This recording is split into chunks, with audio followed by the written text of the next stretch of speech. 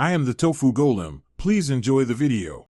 In this video, I will show how to replace Ford Escape rear wiper arm, only way. Start by opening the hatch and moving the arm to service position. Remove the plastic cap carefully.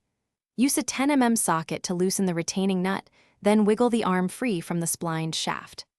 Clean the shaft of corrosion, fit the new arm onto splines, torque nut snug, replace cap, and test wipe operation for correct alignment.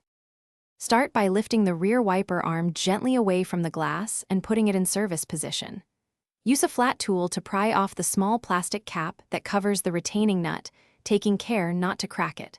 With a 10 mm socket, loosen the nut and keep the nut and cap together so you don't lose them. Pull the arm straight up and off the splined shaft, using a twisting pull if it feels stuck. Quick recommendation and brief ad. If you enjoy step-by-step fixes, consider the new Kindle Paperwhite for reading manuals and guides anywhere with great battery life and an easy on-screen experience.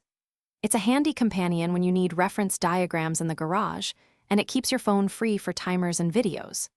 If you like this tip, subscribe and like for more practical content, check the description for the link and deals. Now let's get back to the video. Position the new rear wiper arm onto the spline shaft so it matches the factory resting angle and glass contact point. Hold the arm firmly, start the 10 mm nut by hand, then tighten to a snug fit without over-torquing to avoid damage. Snap the plastic cap back into place and lower the arm to the glass. Cycle the wiper through its range to confirm smooth motion, good contact, and correct parking position. Thanks for watching. Consider subscribing if we helped you today.